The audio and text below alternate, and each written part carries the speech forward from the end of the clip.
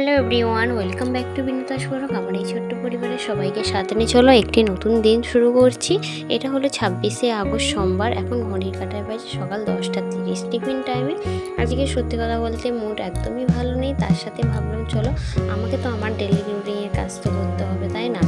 তাই আমি আমার কাজটা বজায় রেখে চলো এখান থেকে আজকের ব্লগটা শুরু করছি।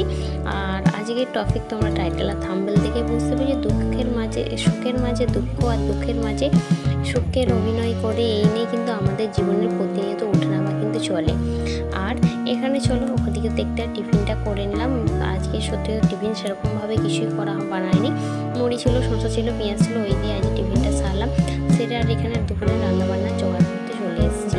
আর তারপরে রান্নাবান্না করতে করতে 3-4 দিন পর সব জামা কাপড়গুলো যেহেতু ভিজে ছিল এগুলো শুকনো করছি।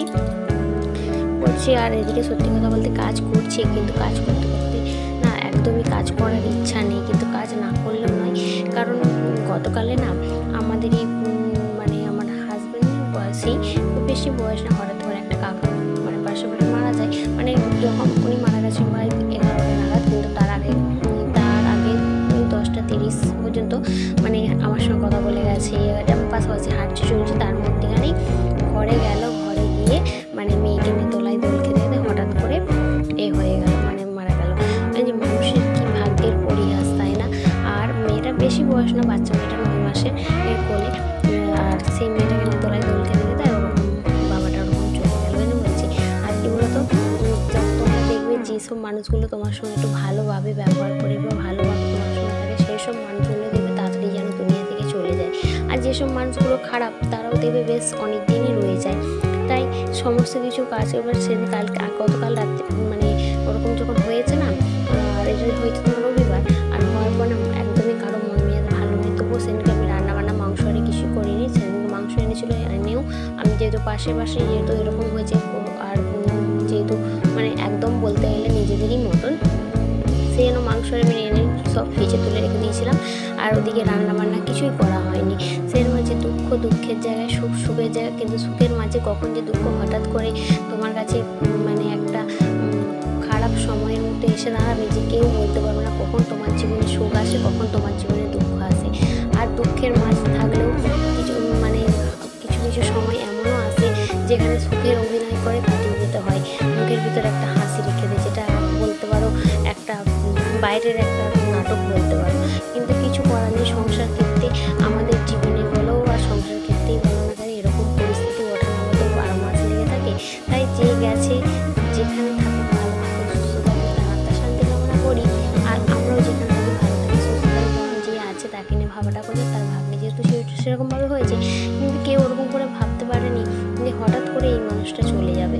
আর সে যে গেছে মানে কি বলো, আমার সম্পর্কে কাকা শ্বশুর সম্পর্ক নামেই কাকা শ্বশুর, কিন্তু বেশিরভাগ বলতে পারো বন্ধুর মতনই। তার সঙ্গে কথাবার্তা বলা যেভাবে আমরা কথাবার্তা বলতাম, আমি অন্তত।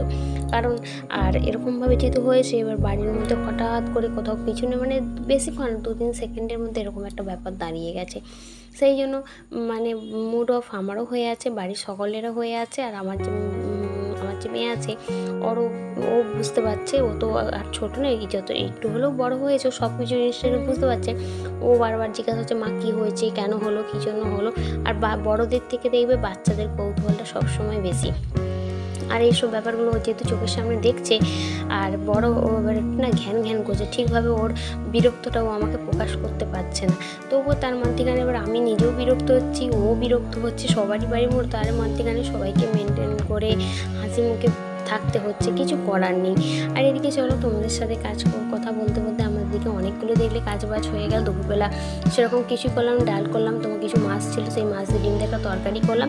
আর এদিকে চলো একটা সঙ্গে দিয়ে, আর এদিকে জামা কাপড়গুলো সব গুছিয়ে নাম, দিনের বেড়েছে জামা কাপড়গুলো সব শুকনো করেছিল, মানে এই জামা কাপড়গুলো এক রাস জামা কাপড় বলতে পারো। আর এদিকে দুটো ভুট্টা ছিল, সন্ধ্যেবেলা মেয়েকে ভুট্টা পুড়িয়ে দিলাম, ও একটা আর আমি একটা খেলাম। খেয়ে দিয়ে এদিকে ও পড়তে বসবে। আর এই পড়তে বসতে বায়না রকম করছিল, মা দাঁড়া ঠান্ডা হয়ে গেছে বলে ওই রকম ওই জন্য করছে।